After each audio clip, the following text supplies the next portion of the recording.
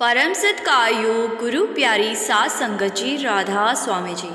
सात संगत जी, आज बाबा जी और हजूर जी ने जम्मू सेंटर में संगत को दर्शन देकर निहाल कर दिया जी। आज संगत आम भंडारों से बहुत ज़्यादा बाबा जी और हजूर जी के दर्शन करने पहुँचे थे जी। और कल हो सकता है आज से भी ज़्यादा संगत जम्मू पहुँचे जी।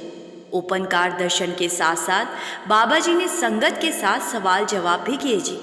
ये कुछ सवाल जवाब जो जम्मू के बताए जा रहे हैं, हम पक्के तौर पर नहीं कह सकते कि इनमें से कितने सवाल जम्मू सेंटर में हुए हैं जी, लेकिन हमें जो सवाल जवाब मिले हमने सोचा कि संगत के साथ शेयर करने चाहिए जी। आइए सुनते हैं ये सवाल जवाब जी। एक भाई ने बाबा जी से कहा कि बाबा जी, हम सब आपसे बहुत ज़्यादा प्यार करते हैं, आप हमारे सब कुछ हो। बाबा जी ने जवाब दिया कि बेटा, मैं चल ही आपके प्यार की वजह से रहा हूँ, आपके प्यार के बिना तो मैं भी कुछ नहीं हूँ। बाबा जी बोले, जे मैं वेखा दुनिया वल ते कुछ नहीं किसी दे भी पल्ले, जे मैं वेखा संगत वल तो बल्ले बल्ले। फिर आगे एक लड़के ने बाबा जी से पूछा कि बाबा जी, आप कहते हो सब कुछ कर्मों का हिसाब है, तो मैं जानना चाहता हूँ कि कर्म बनते कैसे हैं और इन्हें कौन बनाता है। बाबा जी ने समझाया कि बेटा, आज जो भी हमारी करनी है, जो भी काम हम करते हैं, वो चाहे अच्छे हैं या बुरे, उन्हीं से हमारे कर्म बनते हैं। मालिक किसी की किस्मत नहीं बनाता, मालिक तो हमारे कर्मों के आधार पर हमें फल देता है। अच्छे कर्म करेंगे तो कल को हमारे साथ अच्छा होगा, और अगर कर्म बुरे होंगे तो कल को कष्ट और मुसीबत को भोगना भी हमें पड़ेगा। फिर आगे एक भाई ने बाबा जी से पूछा कि बाबा जी, मैं यहाँ आपसे माफ़ी मांगने आया हूँ। मुझे नामदान की बख्शिश तो हो गई, लेकिन मैंने उस समय कुछ सवालों के जवाब झूठ दिए थे और अब मुझसे अपनी वो करनी बर्दाश्त नहीं हो पा रही। बाबा जी ने समझाया कि बेटा, अगर हम सच के रास्ते पर चलने के लिए झूठ का सहारा लेंगे तो कैसे काम चलेगा। फिर यही भाई कहने लगा कि बाबा जी, जुड़ना तो उस रब के साथ ही है ना। बाबा जी ने जवाब दिया, बेटा, सच के साथ जुड़ने के लिए झूठ का सहारा तो नहीं लेना चाहिए ना। अब जो हो गया वो हो गया, आगे की संभाल करो। इस रास्ते पर आगे बढ़ने के लिए फिर कभी भी झूठ का सहारा मत लो। फिर आगे एक लड़की ने बाबा जी से कहा कि बाबा जी, मेरे ससुराल वाले गैर सत्संगी हैं और कभी कभी मेरे सत्संग पर जाने के कारण घर का माहौल खराब हो जाता है। बाबा जी ने समझाया कि बेटा, सास ससुर भी माँ बाप जैसे ही होते हैं, अगर हम जी करके उनकी बात मान लेंगे तो माहौल खराब नहीं होगा। अगर आप चाहते हैं कि वो आपकी सोच की कद्र करें तो आपको भी तो उनकी सोच की कद्र करनी चाहिए। आपको एक अच्छा उदाहरण बन के दिखाना है, जिससे कि वो आपको सत्संग में जाने से ना रोके। फिर आगे एक लड़की ने बाबा जी से पूछा कि बाबा जी, कुछ लोग अपनी सुंदरता पर अभिमान करते हैं। उनको लगता है मालिक ने उन्हें सुंदर बनाया है, इसीलिए वो खुद को दूसरों से अलग समझते हैं और कम सुंदर दिखने वाले लोगों से ठीक से बात भी नहीं करते। बाबा जी ने समझाया कि बेटा, मालिक ने सभी को अलग अलग बनाया है। किसी को कोई ताकत दी है तो किसी को कोई कमज़ोरी। हमें अपनी ताकत देखनी है, दूसरों से हमें क्या लेना। खूबसूरती अंदर की चाहिए, बाहर की खूबसूरती कुछ समय के लिए ही होती है। जो अंदर से खूबसूरत है, असल में वही सबसे खूबसूरत है। लोग इंसान की शक्लों से नहीं, उसकी इंसानियत से प्रेम करते हैं। इसीलिए अगर कोई खुद की शक्ल पर अभिमान करता है तो उसको करने दो। फिर आगे एक भाई ने पूछा कि बाबा जी, मैं अभी तक राधा स्वामी संस्था का हिस्सा नहीं बन पाया हूँ। पहले मुझसे कुछ गलतियाँ हुई हैं, मैंने मांस भी खाया है और शराब भी पी है। अगर अब मैं इस संस्था का हिस्सा बनता हूँ तो क्या मालिक मुझे माफ़ कर देगा। बाबा जी ने समझाया कि बेटा, इंसान से गलतियां हो जाती हैं। यहाँ कोई भी ऐसा नहीं जिसने कभी कोई गलती ना की हो।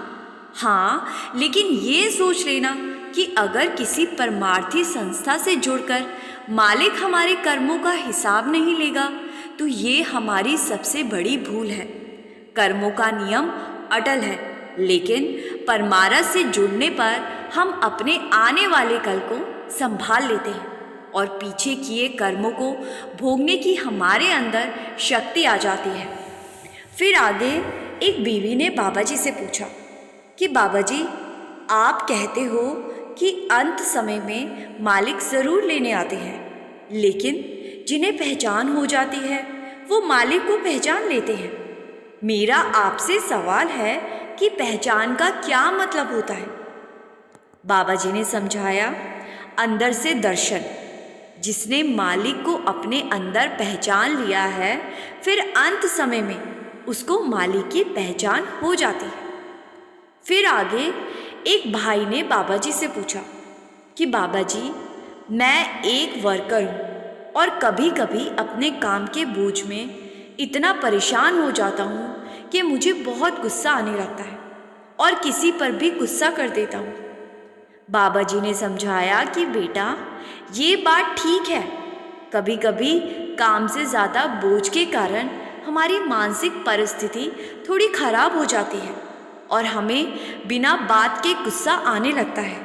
लेकिन हमें एक बात समझनी चाहिए कि जो काम हमने शुरू किया है, अब वो तो हमें हर हाल में करना ही है।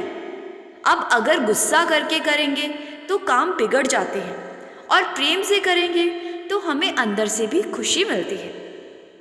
और जब भी गुस्सा आए तो सबसे पहले हमें सोचना चाहिए कि हमें गुस्सा आ किस बात पर रहा है, और जिस भी बात या काम पर गुस्सा आ रहा है उस काम को सहजता से करने की कोशिश करनी चाहिए, जल्दबाजी नहीं करनी। फिर आगे एक लड़की ने बाबा जी से पूछा कि बाबा जी, क्या भजन सिमरन करके एक अच्छा इंसान बना जा सकता है? और भजन सिमरन का असल उद्देश्य क्या होता है? क्या ऐसा करने से मालिक की पहचान हो जाती है? बाबा जी ने समझाया कि बेटा, भजन सिमरन का असल उद्देश्य है अपने मन को एकाग्र करना। जब मन एकाग्र होगा तो हम खुद की पहचान कर पाते हैं। हमारी सूरत मालिक रूपी शब्द से मिल पाती है और हमारा मन हमारे काबू में आने लगता है। और जब मन काबू में आ जाए तो हमारी सभी इच्छाएं खत्म होने लगती हैं और हमारा रिश्ता मालिक के साथ और भी गहरा होने लगता है। फिर आगे एक भाई ने सवाल किया, बाबा जी, मैं पिछले 8 सालों से भजन सिमरन कर रहा हूँ और जैसा कि कहा गया है कि दिन 10वां हिस्सा यानी कि 2.5 घंटे भजन सिमरन में देने हैं और मैं ऐसा ही करता हूँ। ध्यान को इकट्ठा करने की कोशिश करता हूँ, लेकिन कुछ अनुभव नहीं हो पाता। बाबा जी ने समझाया कि बेटा, हमारे हाथ में सिर्फ भजन सिमरन करना है, ध्यान लगना हमारे हाथ में नहीं है। जैसे जैसे सिमरन आगे बढ़ेगा वैसे वैसे अपने आप हमारा ध्यान लगने लगेगा और इसके लिए ज़रूरी है हमें अपने मन को खाली करना।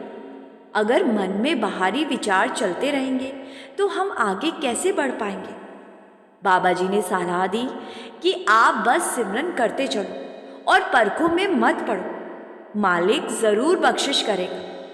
फिर आगे एक लड़के ने बाबा जी से पूछा, बाबा जी, आप अक्सर कहते हो कि हमारा मन हमें अच्छी तरफ लेकर जाता है और हमारा मन हमें बुरी तरफ भी लेकर जाता है, तो क्या हमारे पास 2 मन होते हैं?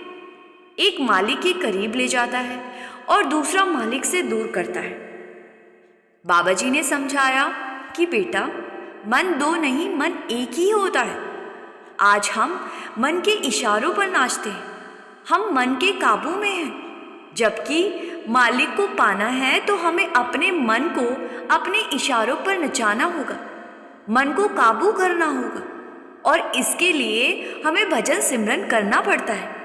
भजन सिमरन के जरिए ही हमारा मन एकाग्र होता है और हमारे काबू में आने लगता है। साथ संगत जी, अभी आप वीडियो में बने रहिए जी।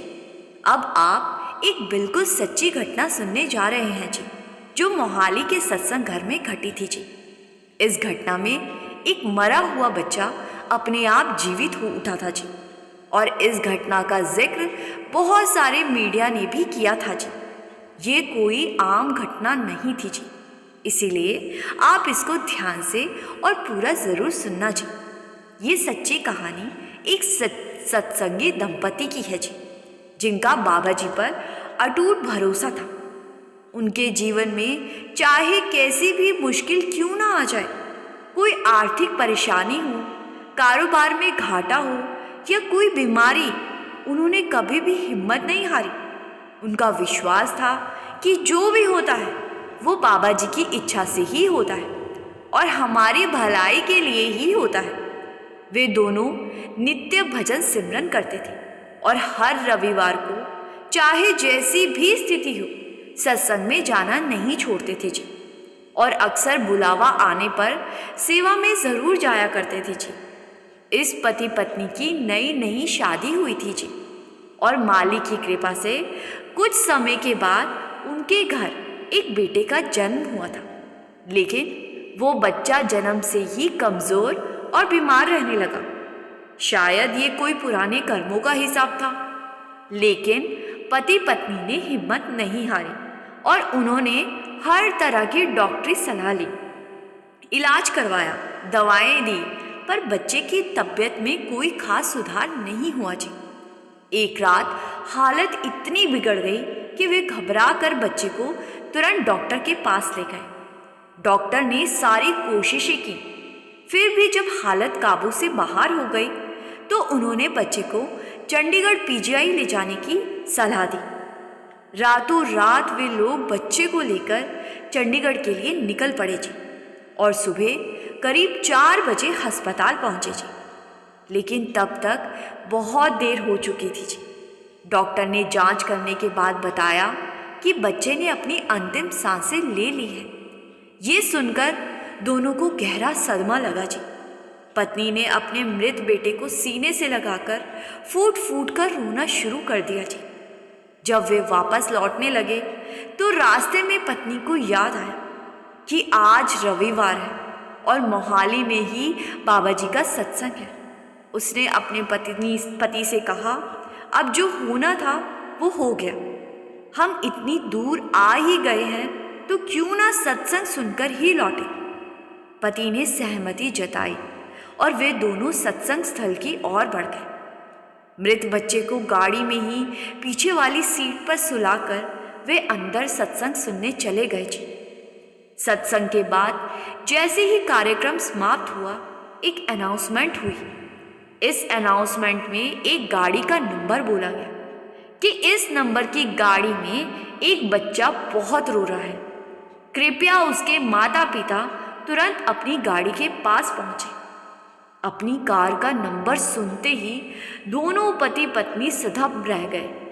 पहली बार में लगा कि शायद वो किसी और कार का नंबर था, लेकिन जब दोबारा से अनाउंसमेंट हुई तो पति पत्नी ने गाड़ी का नंबर ध्यान से सुना तो उनके होश उड़ गए जी। वो नंबर तो उन्हीं की गाड़ी का था। कुछ पल के लिए तो उन्हें यकीन ही नहीं हुआ, ये कैसे हो सकता है, उनका बच्चा तो इस दुनिया में रहा ही नहीं। हैरानी और बेचैनी में वे तुरंत गाड़ी की ओर भागे जी। उस दिन सत्संग में भारी भीड़ थी जी, हजारों की संख्या में गाड़ियां खड़ी थी जी। लेकिन उनका दिल वहीं अटका था कि किसी तरह से वे अपनी गाड़ी तक पहुंचे। उधर बच्चा गाड़ी में लगातार रो रहा था। उसकी हालत देखकर सेवादारों ने बिना देर किए ही गाड़ी का शीशा तोड़ दिया जी और बच्चे को गोद में उठा लिया जी। उसी वक्त माँ बाप भी वहां पहुंच चुके थे जी। उन्होंने देखा कि गाड़ी का शीशा टूटा पड़ा है और उनका बच्चा, जिसे वे कुछ घंटे पहले मृत मान चुके थे, एक सेवादार की गोद में मुस्कुरा रहा था, जैसे कुछ हुआ ही ना हो। कुछ ही मिनट के बाद पति पत्नी अपनी कार के पास पहुंच गए और उन्हें देखते ही सेवादारों ने गुस्से में कहा, भला कोई ऐसे भी बच्चे को गाड़ी में अकेला छोड़ता है? अगर बच्चे को अंदर कुछ हो जाता तो क्या होता? लेकिन सेवादार को क्या मालूम था कि जिसके लिए वो फिक्र कर रहे हैं वो बच्चा तो थोड़ी देर पहले इस दुनिया को अलविदा कह चुका था। जब माता पिता ने आंसू भरी आंखों से उसे पूरी बात बताई तो सेवादार भी भावुक हो गया जी। उसकी आंखों से भी आंसू बहने लगे जी। दोनों पति पत्नी ने अपने बच्चे को सीने से लगाया और श्रद्धा से सिर झुकाकर बाबा जी का धन्यवाद किया जी, और उस सेवादार का भी धन्यवाद किया जिसने कार के शीशे को तोड़कर बच्चे को अपनी गोद में संभाला था जी। साथ संगत जी, संत महापुरुष हमेशा यही सिखाते हैं, जब हम पूरे विश्वास और समर्पण के साथ अपना जीवन अपने सद्गुरु को सौंप देते हैं, तब चाहे कोई भी तूफान क्यों ना आए, गुरु हमें कभी अकेला नहीं छोड़ते जी। अगर किसी मोड़ पर जीवन में कोई कष्ट या दुख आ भी जाए तो घबराने की ज़रूरत नहीं है जी। बस धैर्य रखें और बाबा जी पर अटूट विश्वास बनाए रखें जी। वही हमें हर तूफान से निकाल कर किनारे तक पहुंचा देंगे जी। साथ संगत जी, इस घटना से ये मतलब कभी नहीं है कि गुरु की कृपा से इस संसार से कोई जा ही नहीं सकता। जिसका जितना टाइम है उसके बाद उसको जाना ही पड़ता है जी। लेकिन इस बच्चे का टाइम शायद अभी बहुत था और बाबा जी इसको काल के मुंह से निकाल कर ले आए थे। साथ संगत जी, इसी के साथ मैं आपसे यही विदा लेती हूँ जी। वीडियो को लाइक करना मत भूलिए जी और कमेंट में राधा स्वामी लिखकर संगत के अपने इस चैनल को सब्सक्राइब करना मत भूलिए जी। गुरु प्यारी साथ संगत जी, राधा स्वामी जी।